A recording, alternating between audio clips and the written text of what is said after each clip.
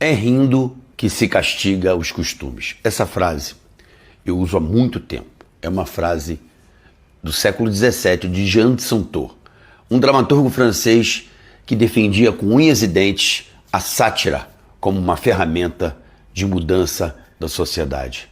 E essa é a verdadeira função do humor, da comédia, da ironia. A transformação social, ela vem não somente com punições, e sim com reflexão. E a comédia, ela tem esse poder de ridicularizar, de mostrar, de apontar o defeito, da gente rir de si mesmo, rir das nossas ironias, rir da nossa hipocrisia, a hipocrisia humana.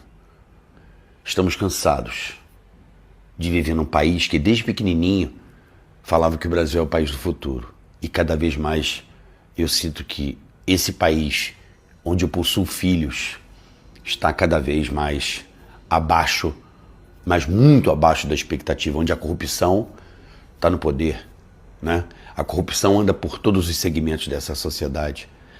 A corrupção, ela permeia, né, os meios públicos, onde a coisa pública deveria ser cuidada para todos e sim não para nós.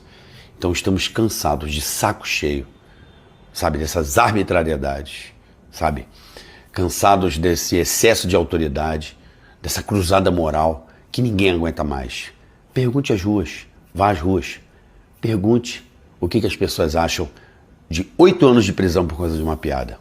É inaceitável, é inadmissível. Léo Lins, estamos com você. Através da nossa profissão, mudamos as nossas vidas e de muitas outras pessoas. Quando você está indo num teatro fazendo teu show, você sabe quantos pipoqueiros tem na porta. O motorista da van, a produção, a pessoa que está ali passando a roupa, a tiqueteira, a moça que limpa o teatro. São muitas pessoas que dependem hoje do humor. O humor hoje carrega, para quem não sabe, muitos teatros pelo Brasil nas costas. Então saibam que essa cruzada moral tem que acabar. Estamos cansados de arbitrariedade. Uma piada não pode valer 8 anos de...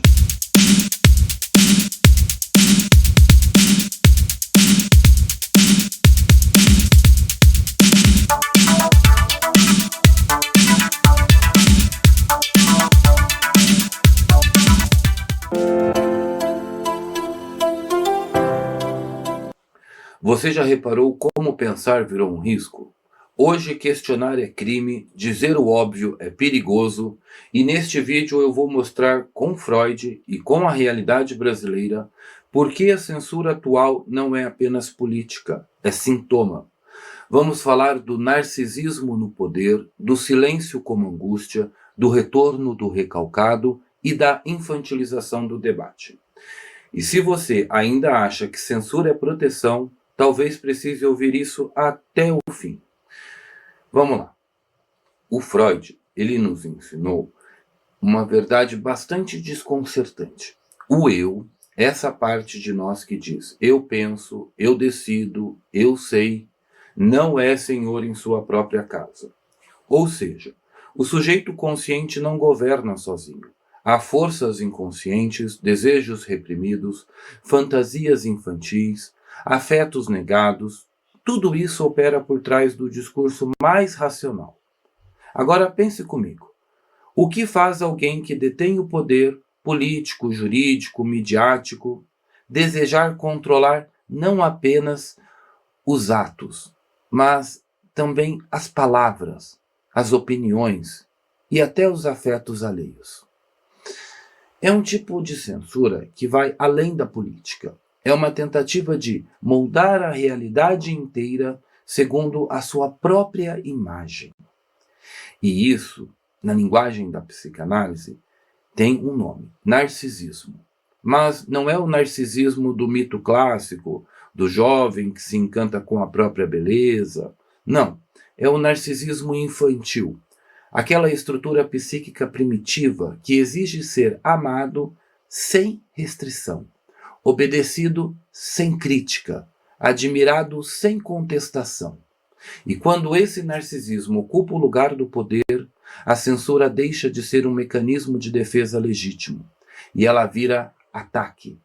O censor não apenas quer calar a crítica, ele quer apagar a existência do outro. Porque o outro, o diferente, o contraditório, o que pensa diferente, representa uma ameaça. Uma ameaça ao controle total, uma ameaça à fantasia de perfeição, uma ameaça ao eu que se imagina onipotente.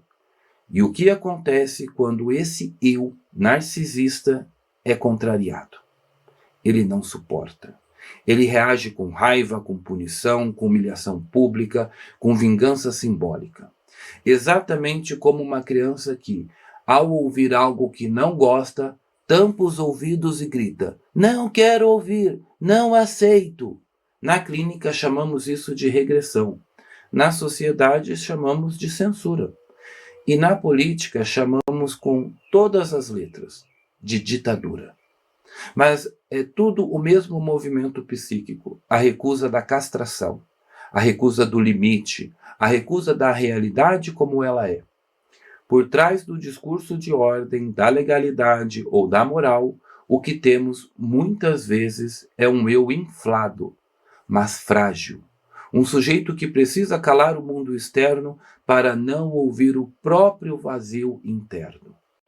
E isso é mais perigoso do que parece. Porque quando o poder vira criança birrenta, é a sociedade inteira que é obrigada a andar na ponta dos pés. Sabe como quando pisando em ovos, se pisar tortinho, quebra. É assim. O Freud nos ensinou que a censura não é um invento político. Ela nasce dentro da mente humana. O próprio aparelho psíquico censura pensamentos, desejos e memórias que considera inaceitáveis. E isso é o que permite que a civilização exista. Não podemos viver dizendo ou fazendo tudo o que passa pela nossa cabeça. A censura, nesse nível, tem uma função protetora. Mas o problema começa quando essa censura, que deveria operar internamente, é projetada para fora e vira política de Estado, diretriz institucional, norma cultural. Calar o outro, nesse caso, não é só uma tentativa de controlar o discurso. É uma tentativa de abafar algo que incomoda dentro de si. O censor, o ditador, não está reagindo àquilo que você disse. Ele está reagindo ao que a sua fala despertou nele. Medo, culpa, vergonha, ressentimento. Quando alguém é tomado por esses afetos, mas não consegue elaborá-los, ele faz o que qualquer sujeito em conflito faz: projeta. Joga no outro aquilo que não suporta em si. Assim, o incômodo com o pensamento alheio revela uma angústia não nomeada. E para lidar com essa angústia, a solução parece simples: calar quem fala, proibir quem pensa, punir quem questiona. Mas isso tem um preço alto e quem paga é a cultura. Porque uma sociedade que não tolera o dissenso não evolui. Ela não pensa, não cria, não transforma, ela apenas se repete. E aos poucos adoece. É exatamente isso que estamos vivendo no Brasil hoje. Um silêncio imposto, disfarçado de ordem. Uma política do não dito, uma vigilância que não protege, mas amedronta, intimida, silencia.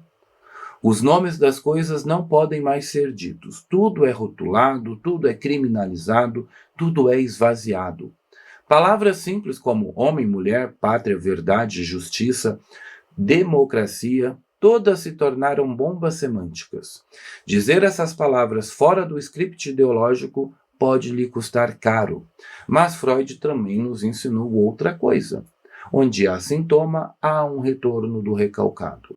Ou seja, o que se tenta silenciar cedo ou tarde retorna.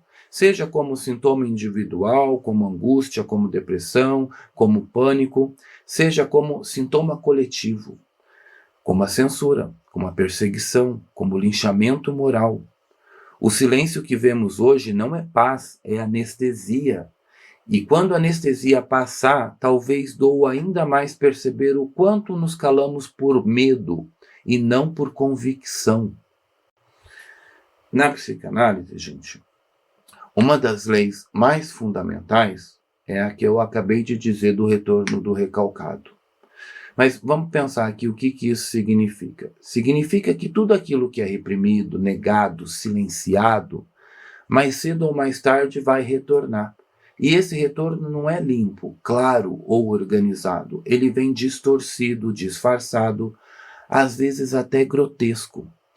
Ele vem como sintoma, como atuação, como excesso. E Freud explicou isso de uma maneira bem clara. Quando o sujeito não elabora uma perda, quando não atravessa o conflito, o conteúdo recalcado ele não desaparece. Ele se aloja no inconsciente e começa a operar por baixo da superfície. Pois bem, e o que isso tem a ver com o Brasil de hoje? Tem tudo. Durante décadas, nós repetimos que vivíamos numa democracia forte, que o Brasil era plural, livre, aberto, mas esse discurso muitas vezes encobriu a verdade de um país que não soube lidar com a diferença, que evitou o conflito, que recalcou o contraditório. E o resultado é que agora esse não dito volta como sintoma social. O autoritarismo não volta de farda, volta de toga. Volta com selo de segurança digital, volta com rótulo de regulação. O que antes era censura, agora é combate ao discurso de ódio. O que antes era controle ideológico, agora é proteção da democracia. A fantasia de uma sociedade harmônica, sem conflitos, sem atritos, sem dor, uma sociedade utópica, né? Essa sociedade, ela foi alimentada por muito tempo. Mas como toda fantasia, ela está começando a ruir, porque a realidade está entrando pela porta. E como o sistema não sabe lidar com essa realidade, ele vai tentar controlar tudo, regular tudo, monitorar tudo. Mas o que é que está por trás disso? Medo. Não é coragem que move um ditador, é pânico. Pânico de perder o controle, pânico de desordem, pânico de que o outro pense diferente, sinta diferente, vote diferente, fale diferente. No fundo, é um medo infantil de que o mundo real não se ajuste às fantasias do eu. Freud dizia que o recalque é um esforço para expulsar da consciência aquilo que é incompatível com o ideal do sujeito. E o que não cabe nesse ideal, ele tenta apagar. Mas o inconsciente não obedece decretos. E a realidade não se curva a narrativas. É por isso que, quando o recalque volta, ele volta mais forte e mais perigoso. A censura de hoje é o sintoma do que ontem não foi enfrentado. E o risco é grande, porque um país que não elabora seus conflitos reprime. E onde há repressão sem elaboração, o retorno é sempre violento, irracional e autoritário. Hoje vivemos em um tempo em que pensar, gente, é um risco. Discordar virou crime. Você não pode mais expressar uma ideia sem ser acusado de alguma coisa. Não pode fazer uma pergunta legítima sem correr o risco de ser silenciado, rotulado, cancelado, chamado de extrema-direita. Não é exagero. É o sintoma de uma sociedade que regrediu psiquicamente. E na linguagem da psicanálise, nós estamos presos numa fase de fixação da fase anal. Aquela fase do desenvolvimento infantil marcada pelo controle. Controle sobre o que entra, sobre o que sai, sobre o corpo, sobre o outro, sobre a palavra. É a fase em que a criança experimenta a autoridade e o castigo. E o que nós vemos hoje? Uma cultura que está obcecada pelo controle do discurso, das opiniões, dos afetos, das postagens, das intenções e até dos silêncios. É uma sociedade que pune quem pensa fora da cartilha, que vigia o que você diz, o que você curte, o que você compartilha. A cultura do cancelamento e a censura são irmãs siamesas. Ambas nascem de um superego primitivo, aquele superego que Freud descreveu como cruel, severo, implacável. Não é uma instância que educa, é uma instância que castiga. Não ajuda o sujeito a crescer, a elaborar, a se responsabilizar. Ela apenas pune, humilha e exclui. E o mais grave é que isso passou a ser visto como virtude. Castigar virou um sinônimo de justiça. Silenciar virou sinal de empatia. Excluir o outro, expressão de cuidado com o outro. Mas, na verdade, tudo isso é medo. Medo da diferença, do pensamento divergente, medo da liberdade. O debate público virou uma creche ideológica, onde só pode brincar quem repete o que a professora mandou, onde quem pergunta é suspeito e quem discorda é tratado como inimigo. E o que isso revela? Revela que não sabemos mais suportar o conflito, não sabemos mais dialogar, não suportamos mais a ideia de que o outro pode e deve pensar diferente. Na clínica, Freud via isso com clareza e nós, psicanalistas, na clínica atual também. O sintoma surge quando o sujeito não consegue simbolizar a diferença entre o que deseja e o que é possível. E na cultura, o sintoma aparece assim, como censura, como cancelamento, como patrulha. No fundo, é uma recusa a crescer. É uma recusa à travessia da dor que todo pensamento adulto exige. Pensar de verdade dói, implica renúncia, castração, implica limite. E uma sociedade que censura o pensamento é uma sociedade que parou de crescer. A censura no Brasil, ela não é apenas uma política de Estado, ela é um sintoma cultural. É o espelho de um país que tem medo de pensar. É o reflexo de um superego social adoecido, marcado por uma moral frágil, porém autoritária, por uma bondade performática, mas incapaz de lidar com o contraditório. E quando Freud dizia que o eu não é senhor em sua própria casa, ele estava falando da nossa estrutura interna. Mas hoje, o Brasil parece ter levado isso ao nível coletivo. O país não é mais senhor da sua linguagem. Não somos mais donos da nossa própria escuta. Vivemos sob o jugo de um único discurso, uma régua moral que tudo mede, pune e enquadra.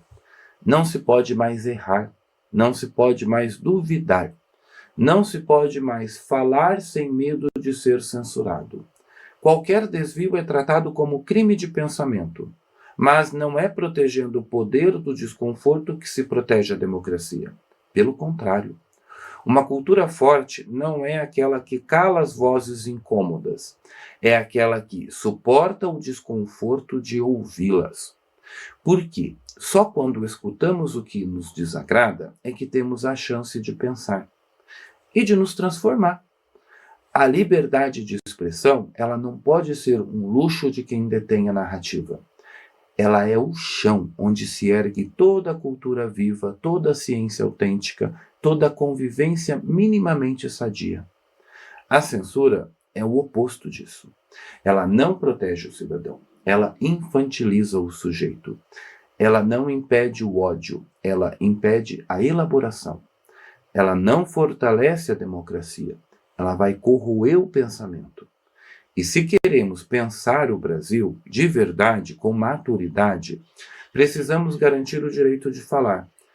Mesmo quando a fala nos ofende, mesmo quando ela fere nosso narcisismo, mesmo quando ela nos obriga a rever certezas.